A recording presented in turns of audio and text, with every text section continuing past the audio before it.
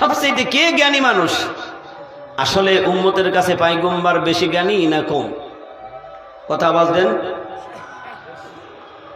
পয়গম্বর জ্ঞানী না? সবার চাইতে জ্ঞানী না? আর আমাদের কাছে আমাদের কামেল ওলিয়া আল্লাহ সবচেয়ে শ্রেষ্ঠ জ্ঞানী। সুবহানাল্লাহ বলুন। তো মুসা আলাইহিস সালাতু ওয়াস সালাম বলে ফেলেছেন যে আমি তো এখন জ্ঞানী মানুষ আছি। আল্লাহ তাআলা বললেন তুমি নিজেকে নিজে জ্ঞানী মনে করেছো, আমি আল্লাহ এটা পছন্দ করি না। কারণ তুমি যদি বলতে আল্লাহ যাকে জ্ঞানী বানিয়েছেন সেই কেবল জ্ঞানী। সুবহানাল্লাহ বলেন। আল্লাহর পয়গম্বর মুসা আলাইহিস সালাতু ওয়াস সালামের কথা আল্লাহ রাব্বুল আলামিন পছন্দ করে নাই। পছন্দ করলে ওইটাকে আরো ভালো গুরুত্ব দিয়ে বুঝাবার জন্য আমার আল্লাহ রাব্বুল আলামিন মুসা পয়গম্বরকে ডাক দিলেন, মুসা তুমি জানো না তোমার এই জামানায় এখনো তোমার চাইতে আর একজন জ্ঞানী মানুষ আছে, তোমার চাইতে একজন বড় আল্লাহওয়ালা আছে, তোমার চাইতে বড় নেককারওয়ালা আছে।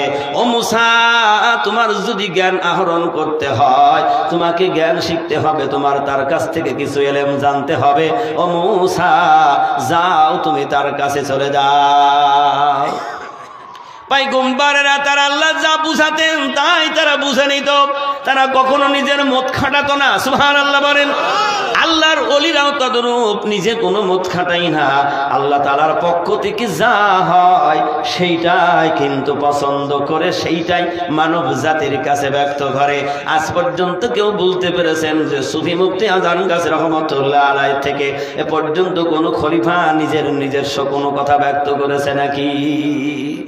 মুসা পয়গম্বর বলে আল্লাহ তাআলা আপনি আমাকে যাইতে বলতেছেন, কোথায় যাব, কোন অবস্থায় যাব, কোনে যাব আমি তো ঠিকানাও জানি না, তাকেও তো কোনোদিন দেখি নাই, চিনি না। আল্লাহ তাআলা কোরআনুল কারীমের মধ্যে তার নাম ব্যবহার করেছেন খাদির। সুবহানাল্লাহ ধরে বলেন।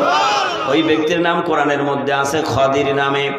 মুসাকে ডাক দিয়ে বলা হলো, মুসা দুই নদীর মোহনা যেখানে সেখানে আমার ওই বান্দা থাকে। আল্লাহু আকবার বলেন।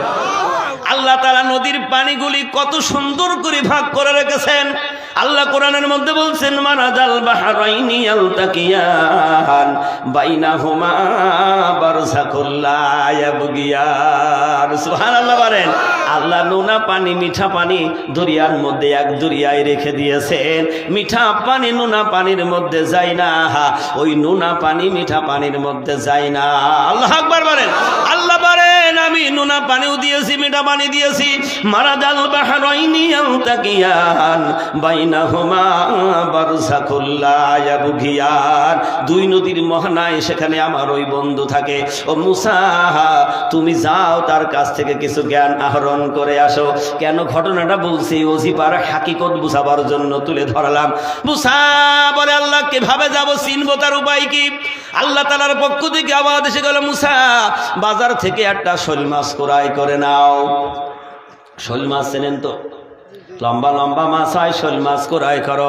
আপনাদের এই বাজারও আজকে দেখলাম বড় বড় শোল মাছ লাভ দিচ্ছে। মুসা শোল মাছ কেন, মাছটা কোটো ভাজি করো। আল্লাহর হিকমতটা কি, আল্লাহ তাআলার কত মুজিজা দেখেন। কারণ আল্লাহ রব্বুল আলামিন মৃত্যুকেও জীবিত করতে পারে, জীবিতকেও মৃত্যু ঘটাইতে পারে।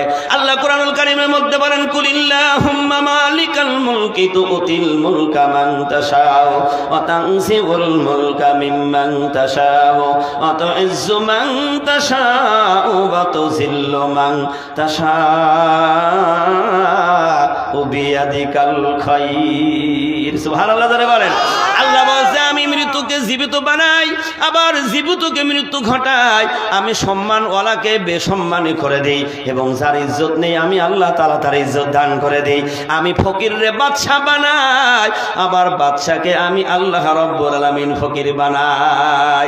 তাফসীর কারকরা কবিরা বলছেন নদীর এই কুল ভাঙে ওই কুল গড়ে, নদীর এই কুল ভাঙে ওই কুল গড়ে, এই তো ভবের খেলা।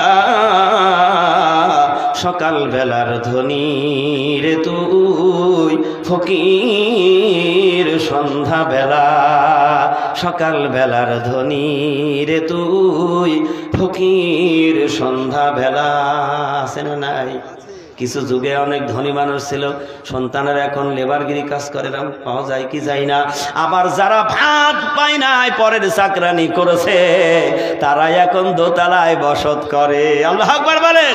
আল্লাহ বলছে এটা আমি ফকিররে বাদশাহী বানাইতে পারি, আবার বাদশাকে টান দিয়ে নিয়ে এসে আমি ফকির বানিয়ে দিতে পারি। তাই কবিরা বলছে নদীর এই কুল ভাঙে বই কুল গড়ে, এই তো ভাবের খেলা, সকাল বেলার ধনী রে তুই ফকির সন্ধ্যা বেলা। আল্লাহ বলেন তুলিজুল লাইলা ফিন নাহারি ওয়া তুলিজুন নাহারা ফিল লাইল ওয়া তুখরিজুল হাইয়্যা মিনাল মাইয়িতি ওয়া তুখরিজুল মাইয়িতা মিনাল হাইয়্যি ওয়া তারযুকু মান তাশাউ বিগাইরি হিসাব। সুবহানাল্লাহ বলবেন না? আল্লাহ রাব্বুল আলামিন মুসাকে ডাকতে বলে, মুসা শৈল মাছটা বটি দিয়ে কোটো তেল দিয়ে ভাজো, ব্যাগের মধ্যে নাও। তোমার ওই ব্যাগের মাছটা যখন লাফ দিয়ে সাগরে যাবে, ওখানেই তুমি দেখবা ওখানেই আমার বন্ধু খদির সেইখানে বসবাস করে। কোথায়? দুই নদীর মহানা মারাজাল বাহরাইনি ইয়ালতাকিয়ান বাইনাহুমা বারযাকুল লা ইয়াবগিয়ান। আল্লাহ বলছে আমি সাগরটারে এমন করে পানি রেখে দিয়েছি, একদিকে মিঠা পানি আর একদিকে নোনা পানি। কেন রে মেশে না? বান্দারে তো একটু খেয়াল কর, কারণ ওই পানি হুকুম মানে আমি আল্লাহর। কার হুকুম মানে? ও পানি হুকুম মানে আমি আল্লাহর। এই জন্য দুই মহানা থাকলেও তারা কেউ কারোর সাথে মিশতে পারে না, যার গতি নিয়ে সে চলে। আল্লাহ রাব্বুল আলামিনের কথায় মুসা পয়গম্বর রওনা করলেন। ব্যাগের মধ্যে কি আছে? খাদেমও সাথে আছে। মুসার খাদেমকে সঙ্গে করে নিয়ে নদীর কিনার দিয়ে রওনা করেছেন, আর বলেছে দেখবি, খেয়াল করবি, যখনই ব্যাগের থেকে কিছু একটা ঘটে যাবে আমাকে বলবি। যাইতে যাইতে ব্যাগের মধ্য থেকে মাছ লাফ দিয়ে সাগরে পড়েছে। ও খাদেম বেহুশ হয়ে গেছে, বলতে পারে নাই। কিছুক্ষণ যাওয়ার পরে মুসা বলছে আর কত হাঁটবো, আমার ব্যাগের মধ্যে মাছ ছিল, সেইটা বের কর, ভেজে আনছি, খেয়ে নে। কি করবে? ভেজে আনছি, নাস্তার দরকার হবে, যা ওই মাছটা খায়। এবার ব্যাগ খুলে দেখে ব্যাগের মধ্যে ভাজা মাছ নেই। মাছ কোথায় গেল? খাদেম বলে একটু আগেই মনে হলো যেন কি লাভ দিল, বের করে দেখছে ব্যাগের মধ্যে মাছ নাই। বললো আমি তোকে বলেছি যেখানেই যাবে কিছু ঘটবে আমাকে বলবি। মুসা পাশে এসে ডাক দিল, ও আল্লাহর বন্ধু তুমি কোথায়?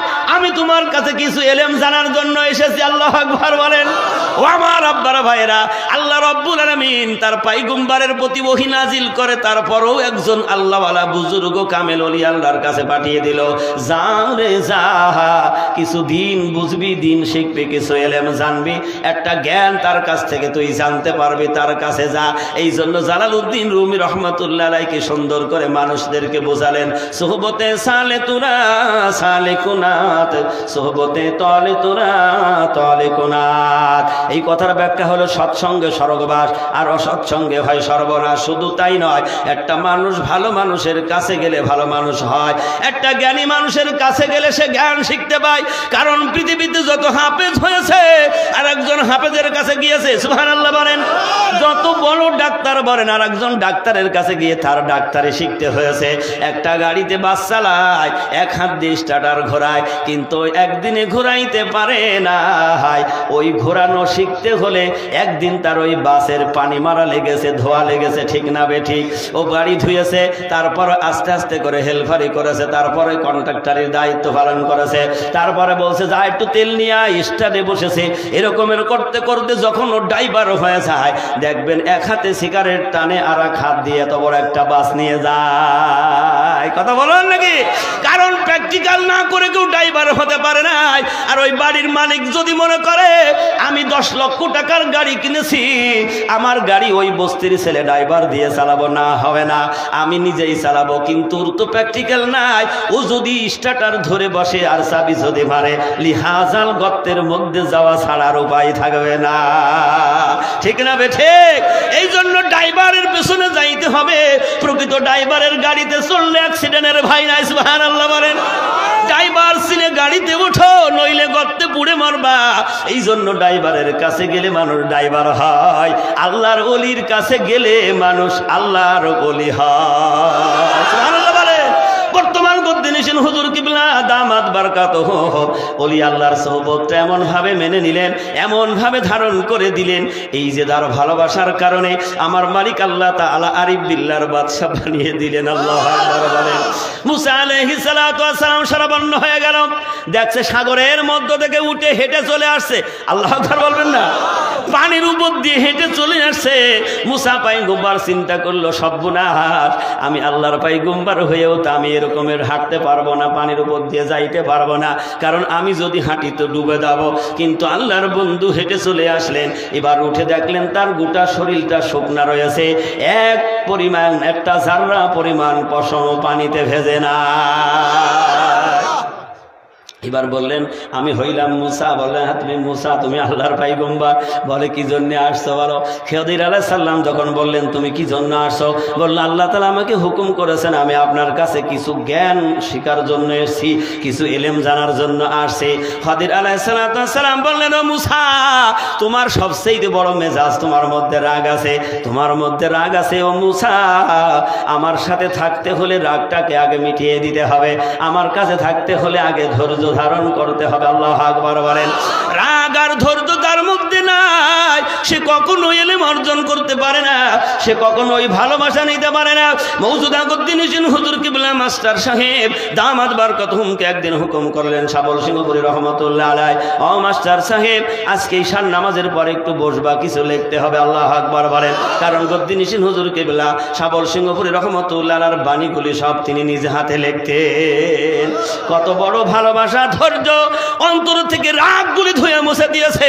কেমন পাগল পারা হয়ে গেছে। ঈশার নামাজের পরে ছোট্ট টুল নিয়ে খাতার কলম নিয়ে দরজায় বসে আছে। সারা রাত বসে থাকাটা, ধৈর্যটা কত বড় একটু ভেবে দেখেন। বসে আছে তো আছে, এই বসার মধ্যে এক জাররা পরিমাণ অন্তরের মধ্যে কোনো রাগও নাই, কোনো কিছু নাই, ভালোবাসা দিয়ে ধৈর্য ধরে বসে আছে। আল্লাহ বলছে, ওরে মাস্টার সাহেব, তোর এই ভালোবাসা, তুই যে আমার বন্ধুকে ভালোবাসিস, আমার বন্ধুর কথা মতো তুই সারা রাত কাটিয়ে দিলি, আমি আল্লাহ তোর ফিরিয়ে দেব না। আমি আল্লাহ তাআলা আমার বন্ধুর দপ্তরে তোর নামটা লিখে দিলাম। মুসা আলাইহিস সালাতু ওয়াস সালাম বলল, আমাকে কিছু ইলম শিখান। বলে, তাহলে তুমি আমার সঙ্গী সাথী হও, চলো যাই একটু সফরে, তুমি শিখতে পারবে। তবে একটা কথা হলো, আমাকে তুমি বাধা দিতে পারবে না। আল্লাহু আকবার বলেন। আমি যা করব বাধা দিবা না, তোমাকে সবর ইখতিয়ার করতে হবে, ধৈর্য ধারণ করতে হবে। যদি ধৈর্য ধারণ না করো, যদি বাধা দাও, আমার সাথে তুমি থাকতে পারবে না। মুসা বললেন, হ্যাঁ, আমাকে কিছু জ্ঞান শিখতে হবে, জানতে হবে, আপনি আমাকে ধৈর্যশীলের মধ্যে পাবেন। এবার বলল, তাহলে চলো উপরে যাইতে হবে। মুসা আলাইহিস সালাতু ওয়াস সালামের অন্তরের মধ্যে জেগে গেছে, আল্লাহ, আমি তো পানির উপর দিয়ে কোনোদিন হাঁটি নাই। সুবহানাল্লাহ বলেন। আমি তো পানির উপর দিয়ে কোনোদিন হাঁটি নাই, কেমন করে পার হয়ে উপরে যাব? খিদর আলাইহিস সালাতু ওয়াস সালাম তিনি নদীর কিনারে এসে যখন দাঁড়াতেন, শখ করে নৌকার মাঝিগুলি নৌকা নিয়ে এসে বলতো, হুজুর, আপনি উপরে যাবেন না, একটু সফর করবেন না, নৌকায় ওঠেন, আপাতত আমার নৌকায় একটু পা দেন। কারণ ওই আল্লাহর বন্ধু যার নৌকায় পা রাখতো, ওই দিন তার টাকা ব্যাগ ভর্তি হয়ে যেত। কারণ আল্লাহর বন্ধুর ওসিলায়। কারণ আল্লাহ বন্ধুদের ভালোবাসে। ভালোবাসে কি বাসে না? জোরে বলতে হবে, আল্লাহ তার বন্ধু ভালোবাসে। খিদর আলাইহিস সালামকে তাকানো দেখে একজন নতুন নৌকা সবে মাত্র পানিতে নামিয়েছে, সে দেখেই চিন্তা করলো, যাক, এখনো তো কোনো সোয়ারি আমার নৌকায় তুলি নাই, আমি আল্লাহর ওই বন্ধুর দিয়ে আমার নৌকাটা উদ্বোধন করে নেব। সুবহানাল্লাহ ধরে বলেন। দেখবেন এখনো কত মানুষ আছে নতুন বাড়ি বানাইলে হুজুরে দাওয়াত দেয়, বলবে, মাওলানা সাইফুল সাহেব, আপনি আজকে স্কুল সকাল করে ছুটি করবেন, নতুন ঘর করেছি, ঘরে টর্সিকুল করে দেন। কি করে কি করে না? তার মানে ওই হুজুরে বাড়ি নেবে, তার পাও রাখলে বরকত হবে। ঠিক না বে ঠিক? এই জন্য তাদের দিয়ে দোয়া করা হয়। ওই নৌকাওয়ালা চিন্তা করলেন, আল্লাহর বন্ধু যখন কিনারে, আরো দেখছি দুজন সাথে আমার নৌকায়, আজকে আমি এই নৌকাটা উদ্বোধন করব আল্লাহর বন্ধু খিদর আলাইহিস সালাতু ওয়াস সালামের দিয়ে। আল্লাহু আকবার বলেন। জোরে বলুন আল্লাহু আকবার। নতুন মাঝি সেই রকমের নৌকা সাজিয়েছে। দেখবেন এখন বর্তমান জামানায় যার গাড়ি যত মানান, তার প্যাসেঞ্জার তত বেশি। ঠিক না বে ঠিক? যার গাড়ি মানান সাজাই রোডে, তার প্যাসেঞ্জার ওঠে বেশি। এখন ওই মানান নৌকায় এই জন্য সাজিয়েছে যে আমার নৌকায় মানুষ পার হবে বেশি। এবার খিদর আলাইহিস সালাম মুসা এবং তার খাদেমকে সঙ্গে করে নৌকায় উঠলেন। নৌকা পার হয়ে গেলেন, মুসা কিনারে উঠছে, খাদেম উঠলেন। খিদর আলাইহিস সালাতু ওয়াস সালাম একটা গুতা দিয়ে নৌকার তলার একটা তক্তা ভেঙে ফেললেন। মুসা আলাইহিস সালামের রাগ হয়ে গেছে।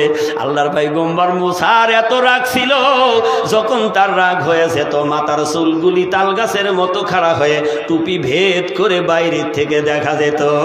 চিৎকার দিয়ে বলুন সুবহানাল্লাহ। এত রাগ তার ছিল, টুপির মধ্য থেকে চুল বেরিয়ে যেত।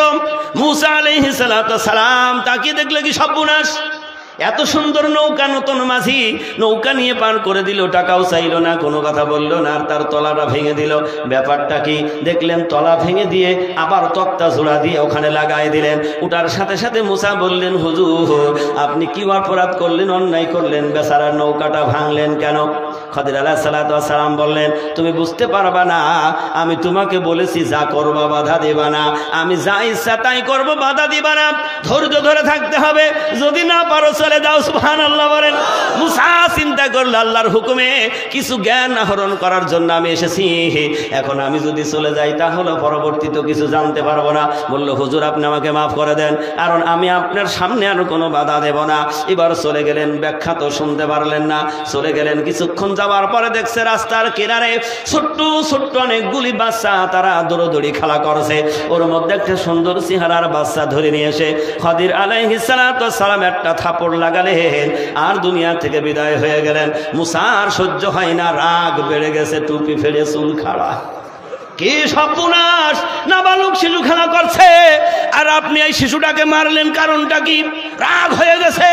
খদির মনে মনে হাসছে, বলছে, মুসা এই এলেম এই জ্ঞান তোমার মধ্যে নাই, যা আমার মধ্যে আমার মালিক আল্লাহ দান করেছে। মুসা আলাইহিস সালাম বললেন, কি সর্বনাশ, আপনি তারে মারলেন? বলল, তোমাকে বলেছি বাধা দিবা না। আবার হুশ হয়ে গেছে, বলছে, ঠিক আছে হুজুর, আর বাধা দেব না। এবার তার দাফন কাজ শেষ করে আবার রওনা করলেন। কষ্ট হচ্ছে আপনাদের? 10টা পর্যন্ত টাইম দিয়েছেন, শেষ না হলেও আমি বন্ধ করে দেবো, 10টা বেজে গেলে। মুসা আলাইহিস সালামকে সাথে করে নিয়ে আবার রওনা করেছেন। দুটো সিগন্যাল পড়ে গেল।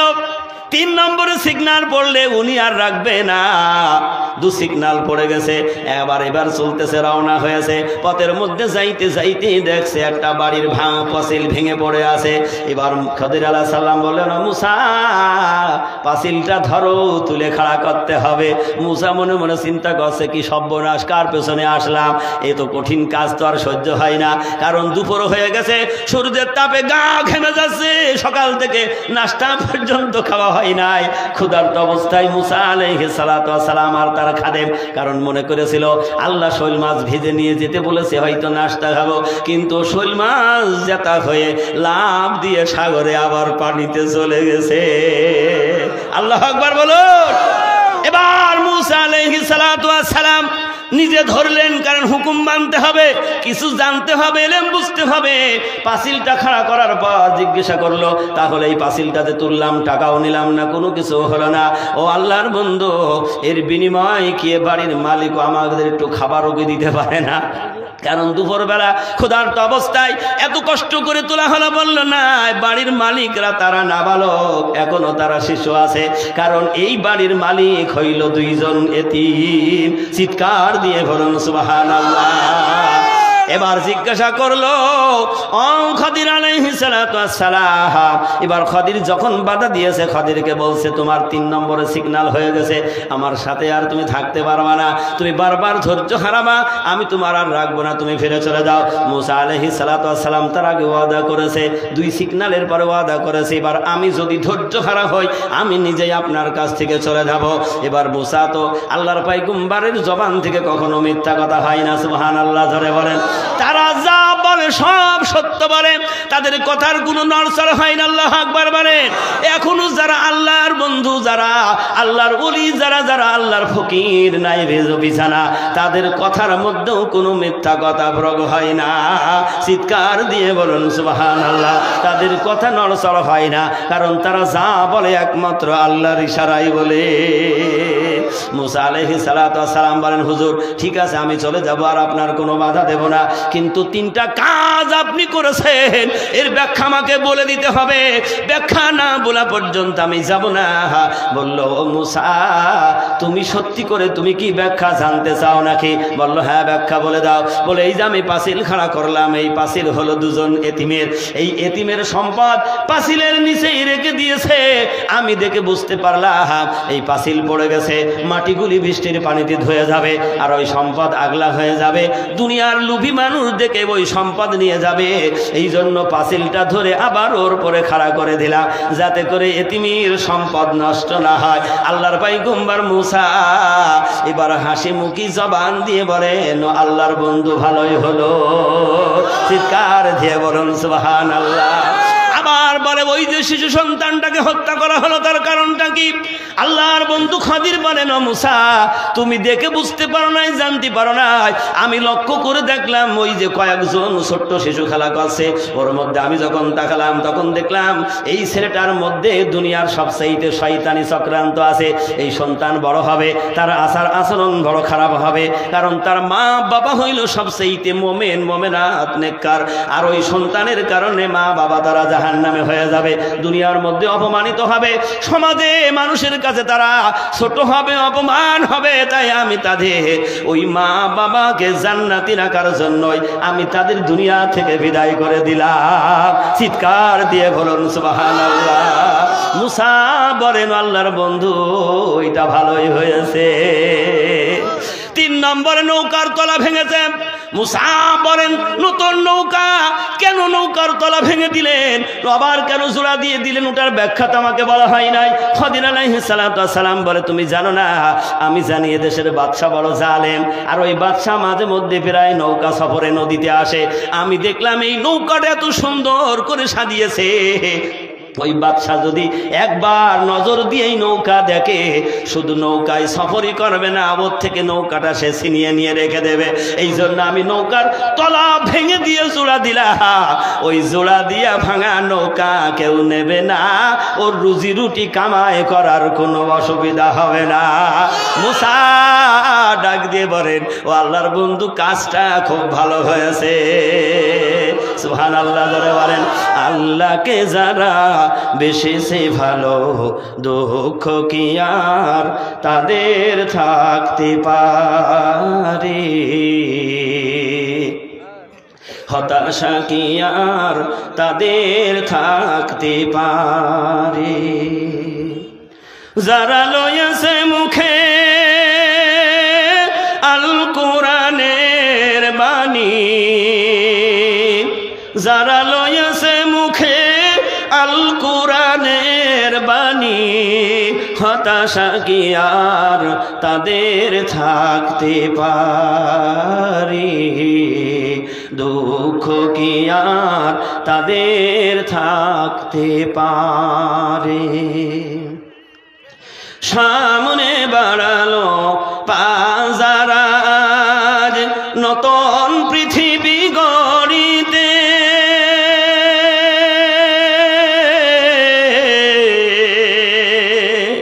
সামনে বাড়ালো পাজারাজ, নতুন পৃথিবী গড়িতে।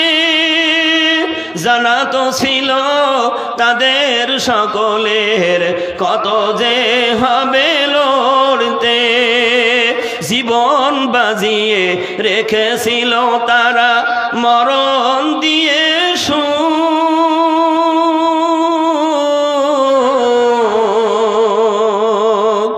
আনবে আনবে ভাঙা মাছ না দে রাশেদার সেরা যুগ। জোরে বলুন সুবহানাল্লাহ। আমার কামেল মুর্শিদ হযরত মাওলানা সুফি মুফতি আদম গাছী রহমাতুল্লাহ আলাইহি আল্লাহর কালামকে বুকে ধারণ করে নিয়ে ভালোবেসেছিলেন। আল্লাহু আকবার বলেন। নিজের জীবন মরণ সব উৎসর্গ করে দিয়ে ধৈর্য ধারণ করলেন। আর ওই যে হযরত খাদির আলাইহিস সালাতু ওয়াস সালামের সাথে সাক্ষাৎ হয়ে গেল। ও আদম গাছী মাওলানা, তোমাকে আর এখানে থাকতে হবে না, তুমি দুনিয়ার মানব জাতির কল্যাণের জন্য, তাদের হিদায়াতের পথ দেখাবার জন্য যাও, শরীর জঙ্গল থেকে বাহির হয়ে যাও, তাদেরকে দিনের কাজ করো, দিনের দাওয়াত দাও। ওই খাদির আলাইহিস সালাতু ওয়াস সালামের হুকুম প্রাপ্ত হয়ে বিশ্ব নবীর দিদার লাভ করে, নবীজির হুকুম প্রাপ্ত হয়ে তার হুকুম মতো এই কোরআনী নুরানি ওজিফা আজকে আমাদের হাতে দিয়েছে। যেই খাদির আলাইহিস সালামের কাছে পয়গম্বররা পর্যন্ত জ্ঞান শেখার জন্য আল্লাহ পাঠালো। সুবহানাল্লাহ জোরে বলেন। এই জন্য জ্ঞান শিখতে হলে, জ্ঞান বুঝতে হলে, হিদায়াত লাভ হতে হলে যার কাছে হিদায়াত আছে তার কাছে যাইতে হবে, যার কাছে কোরআন আছে কোরআন বুঝতে হলে তার কাছে যাইতে হবে। এই জন্য শেষ জামানার সংস্কারক, জামানার কুতুব, আরিফ বিল্লাহর বাদশা হযরত মাওলানা সুফি মুফতি আদম গাছী রহমাতুল্লাহ রহমতুল্লাহ আলাইহি এই কালাম পাকের ওজিফা বিনা পয়সায় প্রচার করছে, সুবহানাল্লাহ বলবেন না? বিনা পয়সায় দিন ও দুনিয়ার শান্তি ও মঙ্গল, রুহানি তরক্কির উপায়। যারা এই ওজিফা আমল করবে তাদের এই রুহটাকে জিন্দা হয়ে যাবে, এই রুহটাকে পরিষ্কার হয়ে যাবে। আর এই জিন্দা রুহু কখনো জাহান্নামে যাবে না, এই জিন্দা রুহুর বাড়ি হইল আল্লাহর জান্নাত। জোরে বলুন সুবহানাল্লাহ। এই জন্য আমরা নারী পুরুষ যে যেখানেই থাকি না কেন আল্লাহর হুকুম মানব, বিনা কাজায় 5 ওয়াক্ত নামাজ, নামাজের পরে কালাম পাকের ওজিফা, হালাল রুজি রুটি, সাধ্য মতো তাকওয়া পরহেজগারি, এই কাজটা যদি আমরা করতে পারি বেশক আমরা আল্লাহর জান্নাতি হয়ে যাব। জোরে বলুন সুবহানাল্লাহ। এই জন্য আজকে আমরা কামেল মুর্শিদের এই হুকুমপ্রাপ্ত রসিকুল মজলিসে এসে বসেছি। বাদ মাগরিব থেকে অনেক দিন আলোচনা হয়েছে, তার মধ্যে সবচেয়ে নালায়েক গুনাহগার আমি। আপনাদেরকে অনেক কষ্ট দিলাম, রাত বেশি হয়ে গেছে, আর বলার মধ্যে ভাষার মধ্যে হয়তো অনেক ভুল ত্রুটি বেয়াদবি গলতি হয়ে গেছে। আল্লাহর রাস্তা আপনারা আমাকে মাফ করে দেবেন। আর একটু দোয়া প্রার্থী, যতদিন আল্লাহ নেক হায়াতটুকু দিয়েছেন যেন আমার এই 5 মুর্শিদের এই নকশে কদম মোবারকের উপরে চলতে পারি। আল্লাহ পাক আমাকে, আপনাদের গোটা পৃথিবীর সমস্ত মানব জাতিকে চলার তৌফিকটা দান করুক, আমিন। আল্লাহুম্মা আমিন। ওয়া আখিরু দাওয়ানা আনিল হামদুলিল্লাহি রাব্বিল আলামিন। হাক্কানি দরুদ শরীফ।